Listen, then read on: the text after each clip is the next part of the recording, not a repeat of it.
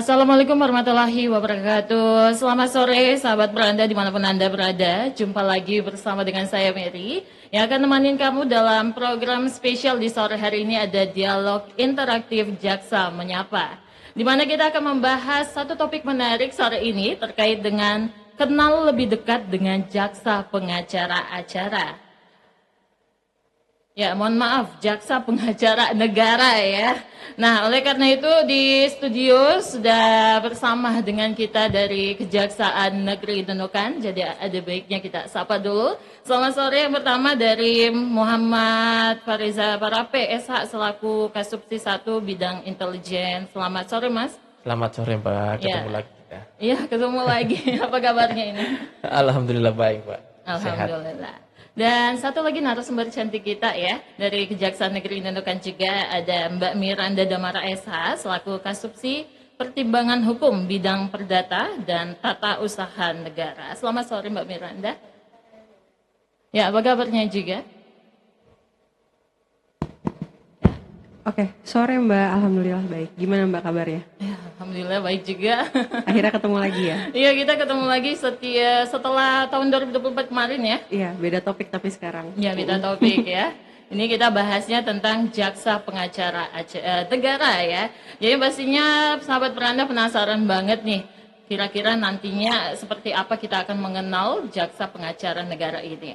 Namun sebelumnya saya mengajak seluruh sahabat beranda, Anda bisa mendengarkan kami di Radio FM 106.2 MHz maupun melalui radio online kami di beranda nkri.radio12345.com dan juga aplikasi Listen to My Radio.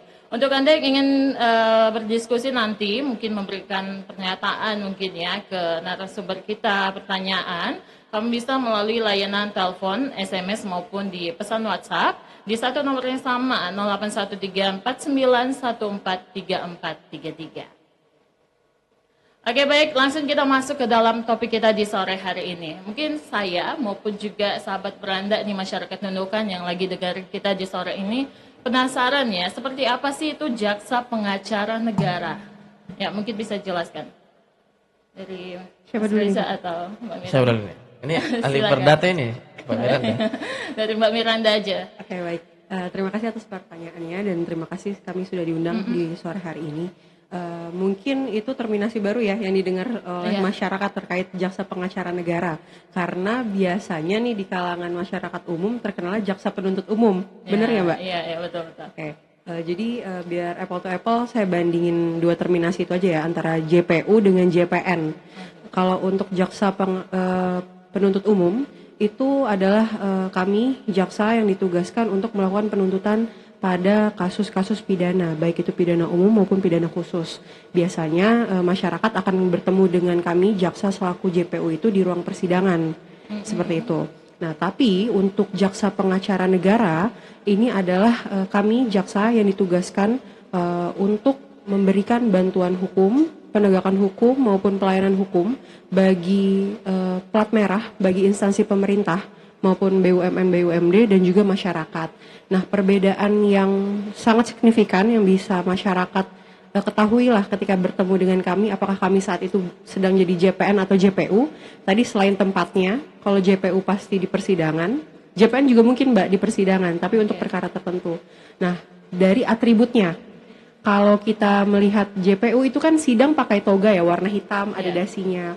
Pun kalau kita istilahnya bertemu dengan pemeriksa, misalnya kami sedang di bidang tindak pidana khusus ataupun intelijen, kami memakai atribut seragam kami. Ada pinnya, ada pangkatnya lengkap, seragam coklat kejaksaan, jaksa. Itu untuk pembedanya. Nah, tapi kalau untuk JPN kami hadir lebih soft, lebih humanis. Biasanya itu ada dua bajunya, baju atasnya putih celana gelap, kemudian yang kedua baju biru celana gelap juga. Nah itu biasanya ditandai dengan pakai pin JPN. Kenapa sih adanya perbedaan seragam tadi? Untuk memberitahu masyarakat, oh ternyata ini ada sosok jaksa yang hadirnya itu tidak selalu menuntut orang atau tidak selalu memeriksa orang, tetapi bisa juga memberikan bantuan ataupun layanan hukum. Maka tadi kita hadir dengan baju biru ataupun baju putih. Seperti itu. Kalau kita JPU pakai seragam mewakili negara, hard pendekatannya agak keras. Tetapi ketika kita memakai seragam putih atau seragam birunya JPN, itu pendekatan kita pendekatan yang lebih sivil seperti itu. Oh, berarti untuk lebih mudahnya membedakan dari pakaian juga ya? Iya, itu salah satunya buat biar mudah Iya. mengenal JPN. Berarti JPN ini mewakili negara kayak instansi pemerintah seperti itu ya? Benar. Kalau untuk masyarakat? Untuk masyarakat ada juga kami di JPN itu banyak Mbak kegiatannya, ada dari penegakan hukum, kemudian ada bantuan hukum, ada juga namanya pelayanan hukum. Nah, khusus untuk JPN di Indonesia ini berbeda dengan JPN jaksa pengacara negara yang ada di negara-negara luar. Di negara-negara luar hanya bisa menangani kepentingan negara atau menjadi kuasanya negara. Tapi untuk di Indonesia sendiri kita ada pelayanan untuk masyarakat, yaitu satunya pelayanan hukum gratis seperti itu. Jadi ada skupnya sendiri yang untuk pemerintah, tetapi untuk masyarakat juga ada, tetapi lebih kecil dibandingkan JPN dalam skupnya mewakili pemerintah. Nah, mungkin bisa dicontohkan tuh Mbak Miranda seperti apa lingkupnya untuk masyarakat. Karena porsinya katanya kecil ya seperti Lebih itu. sempit lah, lebih sempit ya. Sempit gitu. Nah, contohnya mungkin pernah ada di Nunukan yang ditangani untuk masyarakat dari JPN? Oke, kalau untuk di Nunukan sendiri kita biasanya pelayanan hukum ya, Pak ya. Pelayanan hukum gratis, Mbak. Jadi masyarakat datang ke kami, misalnya memiliki permasalahan hukum, bisa dikonsultasikan ke kami. Karena kan nggak seluruh masyarakat itu memiliki akses terkait pengetahuan hukum kan? Ya, benar. Seperti itu. Jadi bisa datang ke kami konsultasi secara gratis, no fees. Nah, beda ketika masyarakat mempunyai permasalahan hukum kemudian konsul atau datang ke pengacara atau kenalan hukum lainnya lah, dosen dan lain-lain seperti itu. Itu kan mungkin jadwalnya agak sulit. Kemudian mungkin kalau ke pengacara harus ada fee-nya juga karena kan jasa yang diberikan ya. Nah, tapi kalau ke kami silakan aja datang ke kantor, ke pos pelayanan hukum, misalnya memiliki permasalahan di bidang keperdataan yang dialami oleh masyarakat sebagai perorangan, datang aja misalnya, Bu, saya punya permasalahan nih terkait perjanjian. Saya bikin kontrak sama suatu entitas, suatu subjek hukum. Kemudian di tengah jalan ternyata kontraknya nggak berhasil atau barang yang datang nggak sesuai. Gimana ya Bu? Saya harus ngapain ya Bu? Nah, itu bisa tuh datang ke kami. Jadi konsultasi hukum seperti itu Mbak. Kalau untuk masyarakat. Tapi tadi untuk negara yang skupnya lebih luas, kami bisa mewakili negara dalam hal ini pemerintah pusat, pemerintah daerah maupun BUMN, BUMD ataupun yang terafiliasi dengan BUMN, BUMD itu baik litigasi di persidangan maupun non litigasi di luar wilayah persidangan. Itu sih perbedaannya. Oke, kalau di luar persidangan itu seperti apa Mbak? Untuk negara ya berarti ya. Iya, untuk di luar persidangan itu contohnya seperti mediator atau fasilitator. Ketika misalnya ada dua instansi sama-sama lembaga negara memiliki permasalahan hukum, sebelum kita ke litigasi, ada baiknya mitigasinya itu kan di non litigasi kan Mbak. Karena proses litigasi itu panjang dan melelahkan. Jadi di non litigasi itu kami dudukan dua belah pihak, kita cari jalan keluarnya. Kami bisa menjadi fasilitator, bertindaknya hanya memfasilitasi pasif, maupun kita bisa menjadi mediator aktif untuk menemukan resolusinya apa sih kira-kira yang baik untuk dua belah pihak, win-win solutionnya apa sih, seperti itu. Oke, baik. Ini kalau misalnya antar kedua instansi pemerintahan daerah ya yang bermasalah nih. Kalau misalnya rakyat yang bermasalah dengan kepemerintahan, misalnya ada lahan, perebutan lahan misalnya ya, mungkin masyarakat udah lama tinggal situ, totonya itu adalah lahannya pemerintah. Nah, itu seperti apa? Apakah akan didampingi oleh JPN atau tidak? Pemerintahnya atau apanya? Ya, berarti pemerintahnya yang didampingi ya? Ya, biasanya kalau hal seperti ini kan namanya jaksa pengacara negara. Kalau jaksa pengacara negara biasanya itu cuma mewakili kepentingan dari pemerintah pusat ataupun pemerintah daerah. Kalau ada kepentingan masyarakat di situ, berarti masyarakat yang dilawan adalah misalnya oleh pemerintah, karena kedudukan kita sebagai aparatur negara, penyelenggara negara, maka kita biasanya itu dipanggil untuk minta pendapat mewakili dari pemerintah daerah. Kalau dari masyarakat sendiri biasanya itu kita cuma apabila didatang ke kami, kita cuma memberikan pemahaman seperti apa prosedur terkait pemilikan tanah itu, sengketa tanah seperti apa, kayak misalnya juga ahli waris, cuma seperti itu. Tapi kalau untuk ada sengketa di persidangan, kita tidak boleh mewakili orang perorangan, masyarakat, nggak bisa. Berarti negara ya. Negara, karena kalau kita mewakili di mana, di persidangan lagi, di pengadilan, nanti kita ambil ranah dari kewenangan dari advokat. Jadi seperti itu. Jadi mereka sudah ada sendiri tugas dan kewenangannya dari jaksa itu, tugas dan kewenangannya apa, dia wakili siapa. Kalau untuk advokat juga ada masing-masing ranah dan kewenangannya.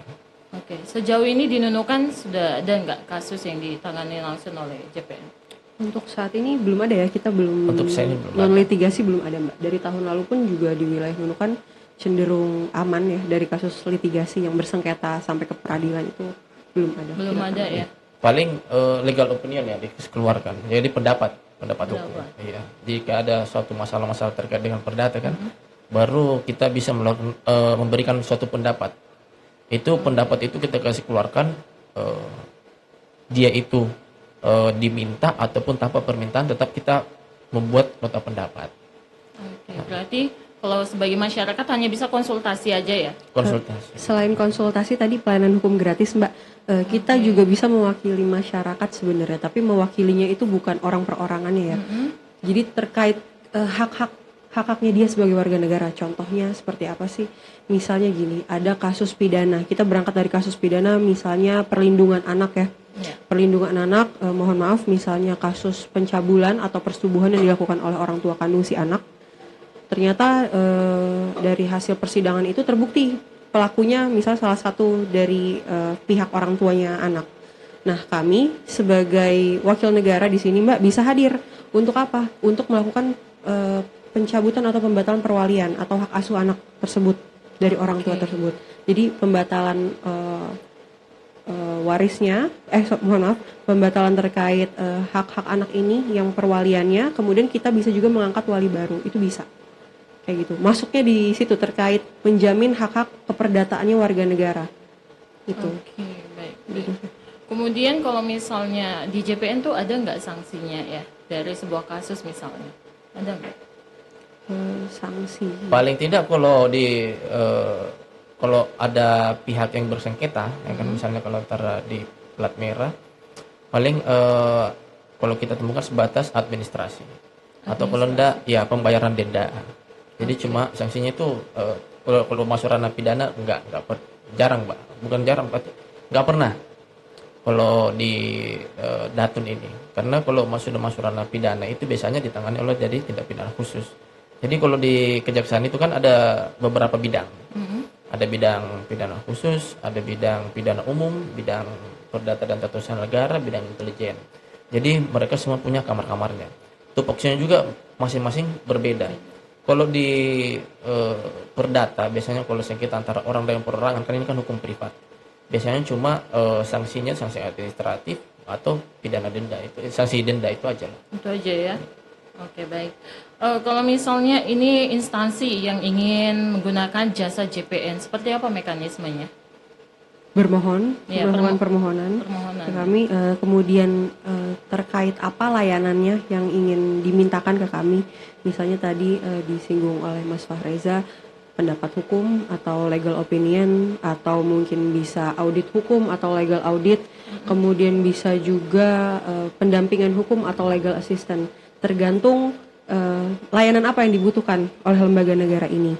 Dan bisa juga misalnya apabila lembaga negara ini digugat Mbak, dan kami mendapatkan surat kuasa khusus untuk mewakili lembaga negara ini di persidangan, seperti itu. Misalnya kemarin ada sengketa pemilihan hasil pemilu, pilkada, itu kan digugat KPU ataupun Bawaslu, seperti itu ya, misalnya ada gugatan seperti itu.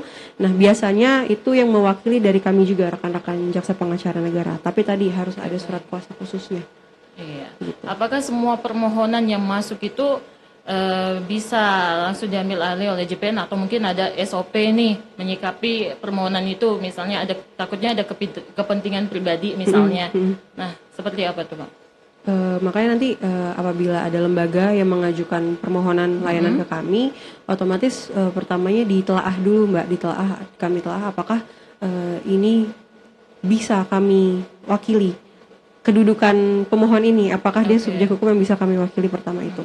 Kemudian yang kedua terkait apakah terdapat konflik of interest dalam kasus akuo yang dimintakan pelayanannya kepada kami. Jadi nanti kami melakukan analisa SWOT, strength, weakness, opportunities, dan threats terkait permasalahan hukum atau kasus hukum yang diajukan untuk dimintakan pelayanan kami. Ketika hasil telahan kami ternyata tidak ada, bisa kami proses, insya Allah layanan tersebut akan kami berikan kepada pihak pemohon, seperti itu. Oke, baik. Ya, mungkin Betul. ada tambahan.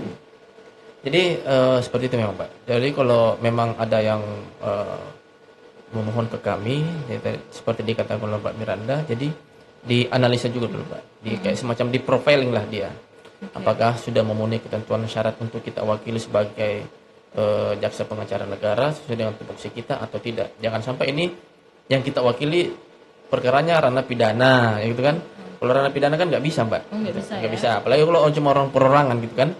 Cuma orang, misalnya orang yang bermasalah ini melakukan tindak pidana, dia misalnya narkotika, dia datang ke kita, boleh enggak diwakili, itu nggak bisa. Jadi itu sudah ranah pengacara advokat Mbak, pengacara umum, bukan di ranah dari pengacara negara. Karena jaksa pengacara negara itu cuma mewakili dalam hal pemerintah daerah, pemerintah pusat, BUMN, BUMD atau plat merah lainnya.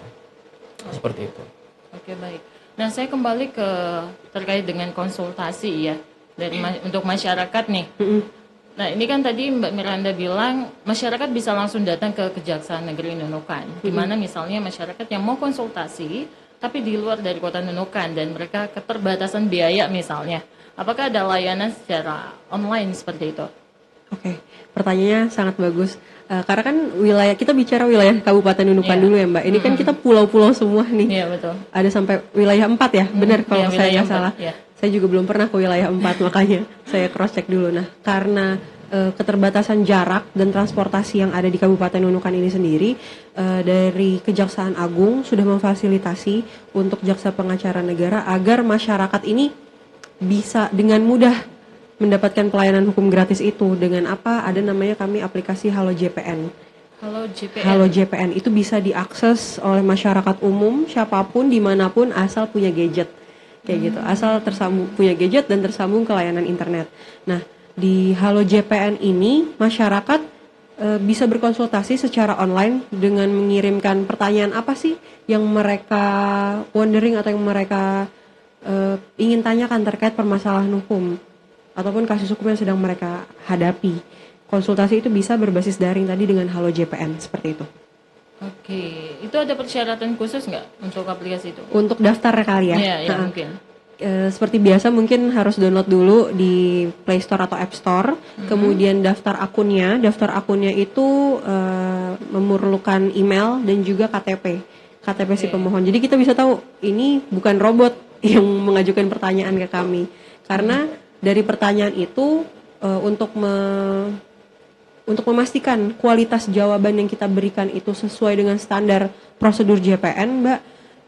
Misalnya dari Kejaksaan Negeri Nunukan ada yang mengajukan pertanyaan, Iya. sudah kami balas nih, saya sebagai JPN saya jawab pertanyaan tersebut, konsultasi pelayanan hukum itu saya balas, kemudian jawaban saya itu direview lagi Mbak oleh atasan kami yang berada di Kejati. Nah, ketika jawaban tersebut dirasa layak atau patut untuk ditampilkan atau di-share, di-publish, baru bisa. Tapi ternyata ada revisi, ya kami harus revisi dulu tadi untuk memastikan kualitas yang diberikan JPN ini bukan cuma orang nanya A, sekedar kita jawab, bukan cuma itu. Tapi memang harus menyeluruh, dan kalau bisa itu ada mitigasi resikonya juga. Jadi misalnya nanya terkait waris, seharusnya seperti ini, bisa juga seperti ini, gitu.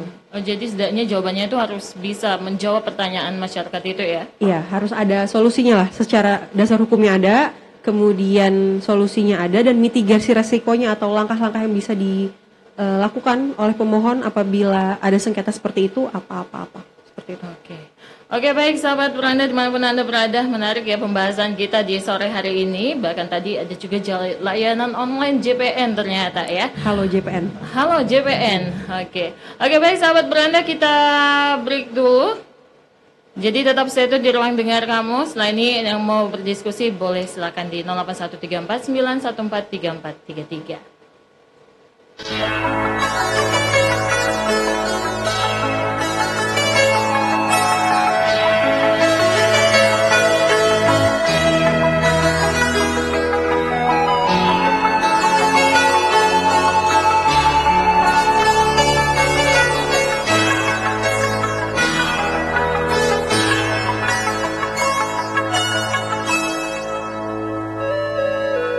Malam yang dingin membeku,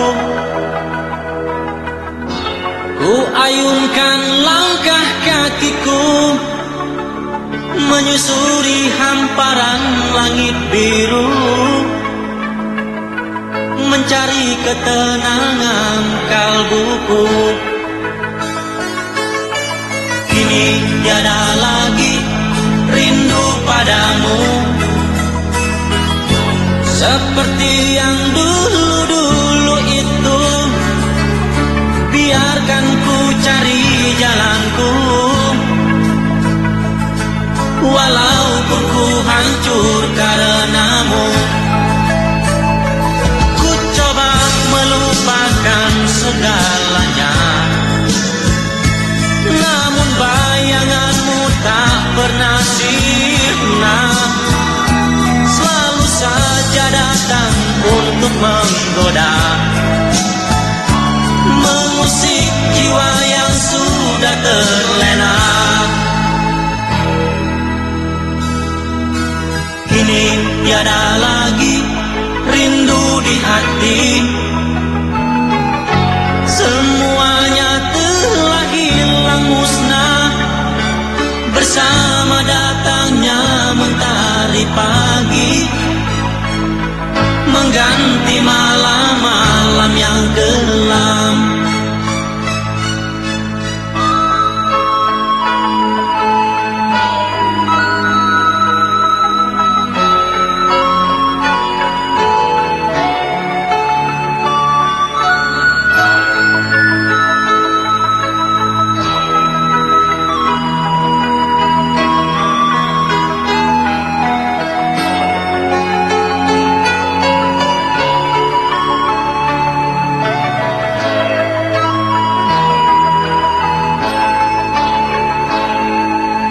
Kini tiada lagi rindu padamu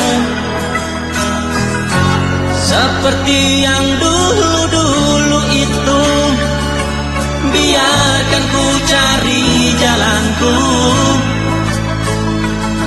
walaupun ku hancur karenamu. Ku coba melupakan segalanya, namun bayanganmu tak pernah sirna, selalu saja datang untuk menggoda, mengusik jiwa yang sudah terlena. Kini tiada lagi rindu di hati, semuanya telah hilang musnah bersama datangnya mentari pagi, mengganti malam-malam yang kelam.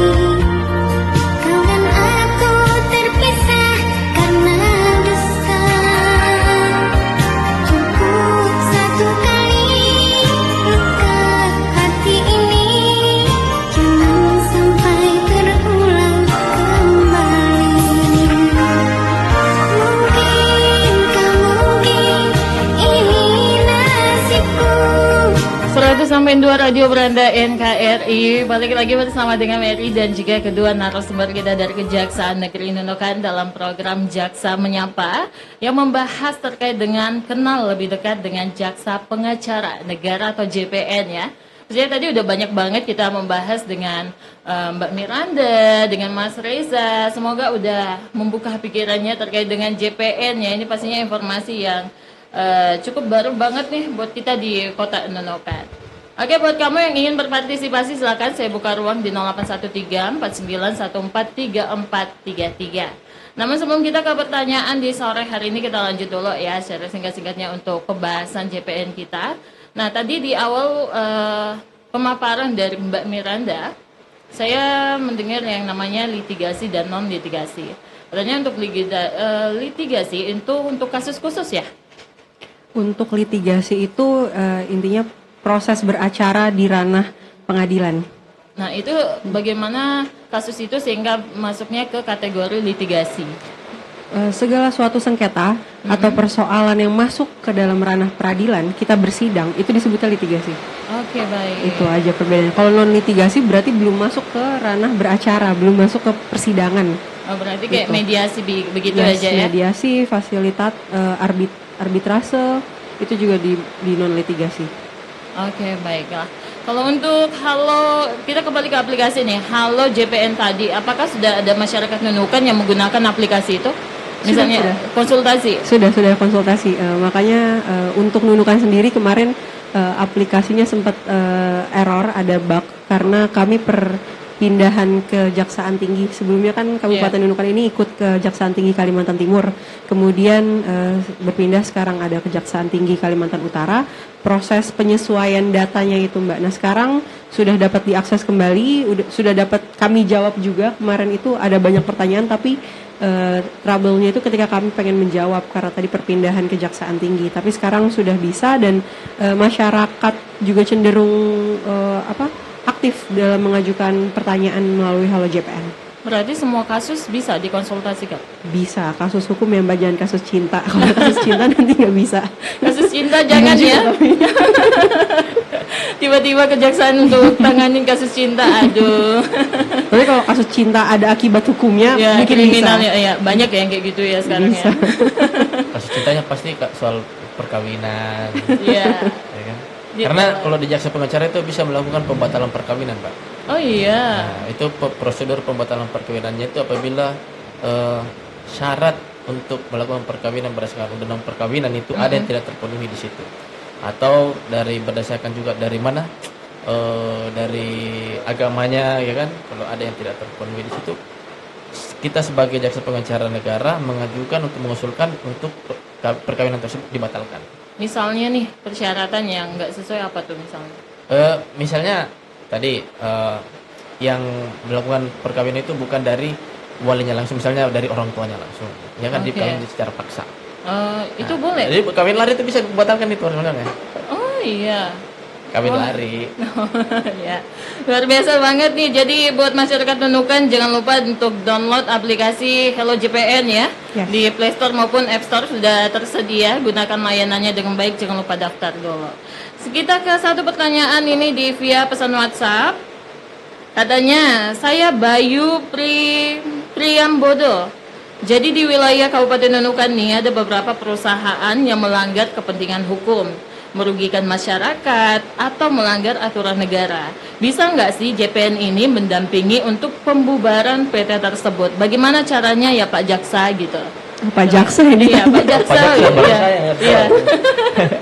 Jadi seperti tadi yang saya sampaikan, Pak. Kalau jaksa pengacara negara ini bisa melakukan pembatalan perkawinan, terkait pertanyaan tadi itu, kita sebagai jaksa pengacara negara juga bisa mengusulkan untuk proses perizinan dari perusahaan tersebut dicabut. Cabut ya. Ya, tentunya bagaimana cara mekanisme dan prosedurnya. Jadi misalnya Mbak, dari kemungkinan misalnya dari dinas perizinan lah. Dinas perizinan ya kolaborasi dengan kami, misalnya ada kerjasama dengan kami begitu kan, melakukan permohonan kepada kami soal ketertiban terkait dengan perizinan itu. Nah, ini kan ada namanya sekarang Satgas Pengawasan Perizinan, Mbak. Yang Oke. dibentuk berdasarkan nota kesepahaman dari pusat dari Mendagri dan dari untuk Kejaksaan Agung, kemudian di situ juga ada nanti kepolisian. Nah, untuk di Nunukan sendiri nanti akan ada juga tim satgas terkait dengan pengawasan perizinan itu. Nah, apabila toh nantinya setelah tim satgas ini dibentuk terdapat beberapa misalnya perusahaan-perusahaan yang melanggar hukum yang tidak sesuai dengan ketentuan, kita bisa mengusulkan terhadap perusahaan tersebut untuk diberhentikan sementara izin operasinya. Perusahaan swasta termasuk? Perusahaan iya, karena situ kan mereka itu izinnya ke negara. Iya, benar. Izinnya ke negara, ya. Izinnya negara dalam artian kalau di sini kabupaten berarti izinnya ke pemerintah daerah. Dan apabila dalam pelaksanaannya terdapat ketentuan-ketentuan yang tidak dilaksanakan oleh dari perusahaan itu, kita bisa mengusulkan kepada dinas terkait untuk menghentikan perizinan dari perusahaan tersebut. Jadi seperti itu, Mbak. Bisa. Oke, mungkin sedikit tambahan kalau tadi terkait perizinan ya. Nah, tadi kan pertanyaannya apabila suatu PT ini dianggap merugikan masyarakat. Ada kalimat ini nggak, perbuatan melawan hukum nggak, melakukan tindak pidana, misalnya PT tersebut diduga melakukan tindak pidana, nggak ada ya? Katanya merugikan masyarakat atau melanggar aturan negara katanya. Melanggar aturan negara atau kita sebut melanggar aturan hukum lah ya. Jadi tadi terkait pembubaran PT sendiri, Mbak, itu berdasarkan Undang-Undang PT, memang jaksa ini diberikan kewenangan untuk melakukan pembubaran PT apabila PT ini dianggap melakukan perbuatan melawan hukum ataupun organ PT, direksi dan lain-lainnya itu melakukan perbuatan melawan hukum dengan menggunakan instrumen PT. Jadi ada dua, antara PT ini yang melakukan sendiri ataupun organnya atau strukturnya yang melakukan perbuatan melawan hukum dengan menggunakan PT. Contohnya gimana sih, Mbak, kalau misalnya PT itu sendiri yang melakukan tindak pidana? PT ini kan kita ibaratkan orang ya, Mbak, karena dia badan usaha, badan hukum. Dia itu bisa bertindak untuk dan atas namanya sendiri di ranah persidangan, di peradilan. Jadi ibaratnya orang, PT itu orang, ada organnya itu direksi. Direksi itu misalnya tangannya, kemudian ada komisaris misalnya kepalanya, seperti itu. Nah, kalau misalnya PT ini melakukan perbuatan melawan hukum, misalnya PT ini melakukan, kita bisa bilang, kita contoh di Nunukan ya, ini analogi aja, belum ada kasus seperti ini. Misalnya suatu PT melakukan penebangan di dalam kawasan hutan, itu kan dilarang. Apabila kawasan hutan itu tidak termasuk dalam wilayah izinnya ya, wilayah izin beroperasinya. Nah, itu bisa dilakukan pembubaran, tetapi nggak ujuk-ujuk kita ngajuin ke pengadilan negeri untuk membubarkan PT ini, nggak. Kita harus melakukan pemeriksaan dulu, apakah benar sangkaan ini. Nah, ketika kita memperoleh bukti-bukti yang valid, kita mengajukan proses pembubaran PT itu di pengadilan negeri di tempat PT itu berkedudukan atau berada. Gitu. Jadi kan biasanya perseroan terbatas, didirikan kapan, di mana. Nah, di mananya itu nanti yang berwenang untuk melakukan pembubaran PT, pengadilannya. Nah, pada saat proses pembubaran PT itu, jaksa juga bisa menunjuk likuidator, Mbak, untuk kita meliquidkan aset-aset PT ini, biar tadi kalau misalnya memang dia diduga melakukan PMH, perbuatan melawan hukumnya ini bisa digantikan dengan aset-asetnya itu. Jadi kan merugikan negara nih. Nah, aset-asetnya itu yang diliquid untuk menggantikan perbuatan melawan hukum itu. Nah, kalau misalnya nih dia sudah menggantikan kerugian negara, apakah PT itu tetap dibubarin atau bisa tetap berdiri aja? Maksudnya beroperasi kembali tapi dengan mungkin syarat-syarat yang sudah ditentukan atau kembali ke sesuai jalurnya lah, seperti itu. Kalau itu terkait organnya mungkin ya, direksinya, pengurusnya. Nah, apabila pengurusnya yang ternyata menggunakan PT ini sebagai instrumen perbuatan melawan hukum, bisa dialihkan aja, Mbak, pengurusnya itu.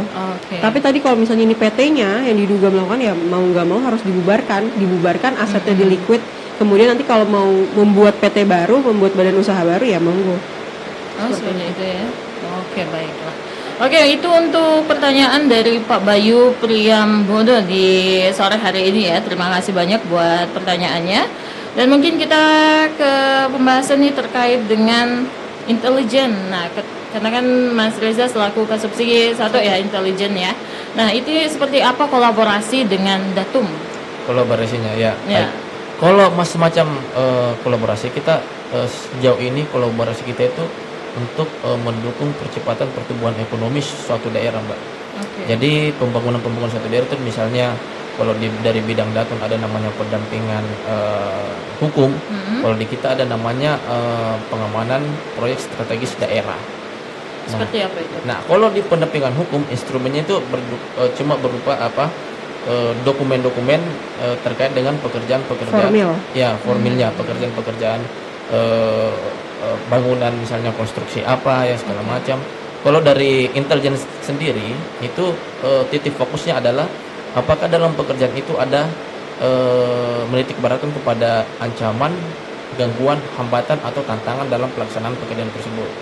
Jadi kita memitigasi risiko terkait dari ancaman, gangguan, hambatan dan tantangan.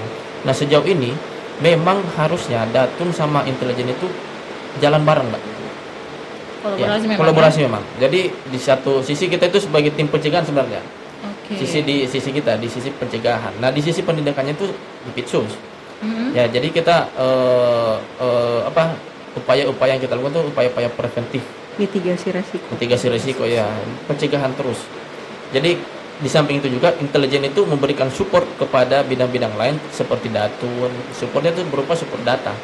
Apabila misalnya Datun memerlukan data seperti apa, terus informasi seperti apa, ya tugasnya intelijen menyiapkan itu, menyupport hal-hal tersebut seperti informasi terkait misalnya mau profiling dulu, misalnya dia lagi telaah suatu permohonan apa segala macam, apakah perusahaan ini ada hubungannya dengan segala macam pihak atau apa segala macam itu. Jadi kita yang profiling perusahaan tersebut. Setelah kita memprofiling baru kita lempar ke Datun bahwa inilah hasil profiling kami terhadap perusahaan ini. Selanjutnya Datun yang mengambil sikap apakah bisa dilakukan pendampingan terhadap pemohon tersebut atau tidak. Seperti itu, Mbak. Oke, baik. Jadi harus berjalan bareng dia. Berkaitan erat sekali ya. Erat sekali, Mbak. Jadi bukan hanya Datun sih, sebenarnya semua. Bukan hanya Datun, Pitsus juga bisa kita support untuk terkait dengan penyelidikan dan penyidikan terkait dengan pidana korupsi. Misalnya juga di mana di Pidum juga bisa, semua kita bisa, Mbak. Karena di Intel itu ada namanya penyelidikan, pengamanan dan penggalangan. Jadi kita semua pakai instrumen yang ada di kewenangan kita sendiri. Span lapor juga mungkin ya. Ya, ada span lapor juga.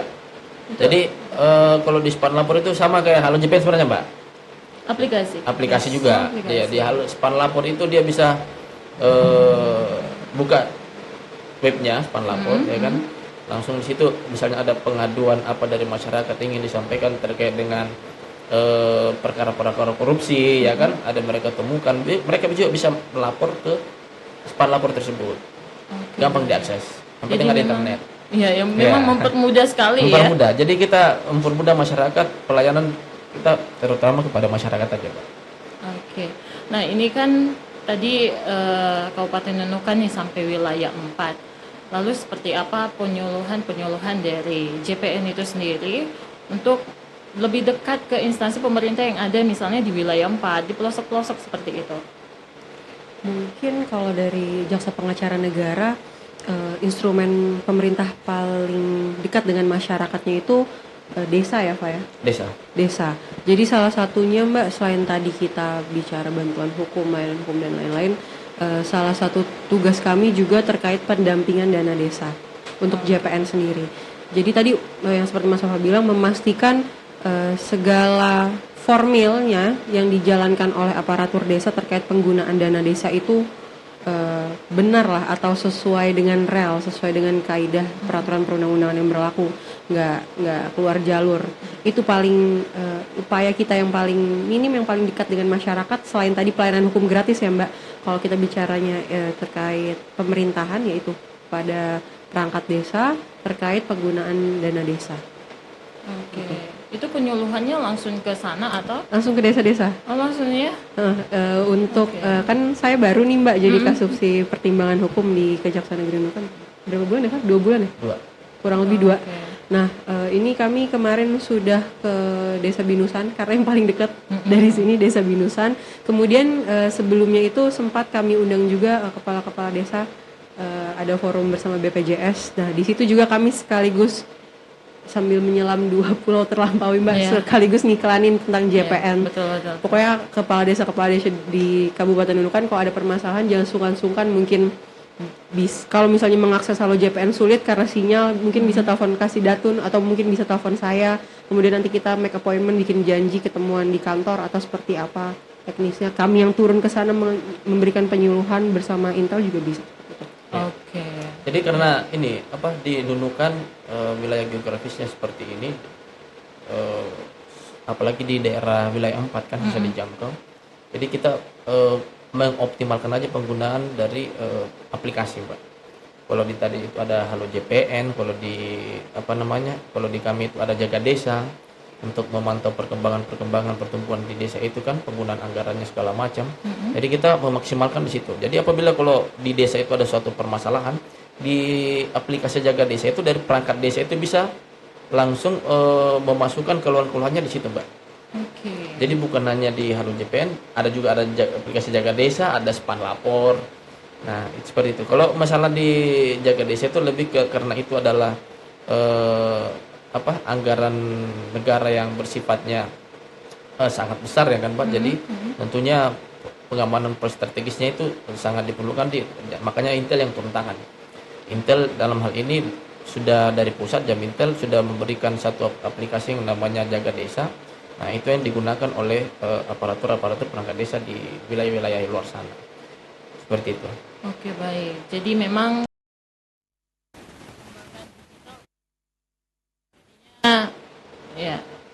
ya jadinya ini makin mempermudah masyarakat baik yang ada di wilayah 4 ya. Oke, baik, saya rasa cukup ya untuk pembahasan kita di sore hari ini. Ya, sebelumnya saya mengucapkan terima kasih banyak buat kedua narasumber kita, dan mungkin terakhir Sama-sama. deh. Ya, terakhir Apa tuh? mungkin ada pesan, harapan, himbauan lah ke masyarakat mungkin terkait dengan JPN.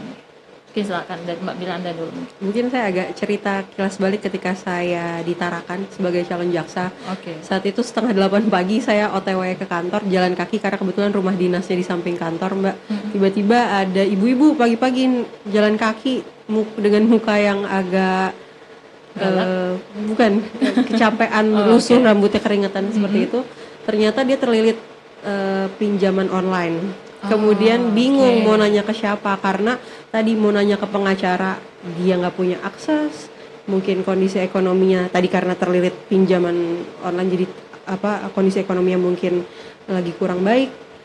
Kemudian nanya ke saya gimana. Terus saya bilang karena saat itu saya masih calon jaksa, masih belum mengemban kewenangan ataupun tugas sebagai jaksa, ya saya arahkan ke kantor, saya minta beliau untuk menunggu sebentar, kemudian saya arahkan ke Kasidatun. Akhirnya ketemu Kasidatun, dikasih pendapat atau problem solving terkait hal-hal apa aja yang seharusnya bisa dilakukan oleh ibu itu terkait dengan jeratan pinjaman online tersebut. Ya, kemudian itulah yang dinamakan pelayanan hukum gratis. Jadi untuk masyarakat jangan sungkan, mungkin agak jauh kantor kami di Sedadap, tapi jangan sungkan untuk datang ke kantor, tidak melulu harus terkait perkara pidana ketika saya panggil sebagai saksi, bukan, tapi kalau misalnya ada permasalahan hukum yang memerlukan pendapat hukum atau ya terkait track hukumnya, bisa ke kantor, bisa ke pos pelayanan hukum, bertemu dengan Pak Kasidatun, saya ataupun Mas Fahreza sebagai jaksa pengacara negara. Itu aja sih. Oke, terima kasih. Untuk Mas Reza mungkin ada pesannya ke masyarakat. Silakan. Pesan saya cuma itu, Mbak, jauhi paradigma kalau jaksa itu serem. Jadi saya mau mengajak masyarakat bahwa kita itu sebenarnya lebih dekat kepada masyarakat, lebih suka kalau ada masyarakat yang curhat ke kita, bukan curhat soal isi hati apa segala macam, tapi curhat terkait tadi masalah judi online disampaikan oleh Mbak Miranda, apabila terjerat pinjaman online, ya kan. Nah, itu bisa konsultasi ke kami hal-hal apa yang mereka lakukan. Jadi biar bersahabat dengan kami. Jadi hilangkan stigma bahwa jaksa itu orangnya serem-serem. Nah, kita mau tanamkan bahwa stigma ke masyarakat bahwa kita itu sahabat mereka, Mbak. Seperti itu. Oke, baik sahabat Belanda, itu ya langsung dari Kejaksaan Negeri Nunukan nih. Jangan takut ya. Silakan langsung aja nanti ke kejaksaan atau bisa melalui aplikasi layanan yang ada ya. Oke, baiklah, terima kasih banyak. Mudah-mudahan pembahasan kali ini terkait dengan JPN bisa bermanfaat buat masyarakat Nunukan, sahabat Belanda yang lagi dengerin kita di sore hari ini. Jadi jangan lupa untuk selalu konsultasi hukum juga ya, mungkin kamu punya problem. Oke, saya mengucapkan terima kasih kembali buat kedua narasumber kita sudah hadir di sore hari ini. Sama-sama, Mbak. Karena itu saya Mary beserta kedua narasumber pamit dari ruang dengar Anda. Selamat sore, salam NKRI di hati. Radio Pelayanan NKRI selalu di hati. Selalu di hati. Iya.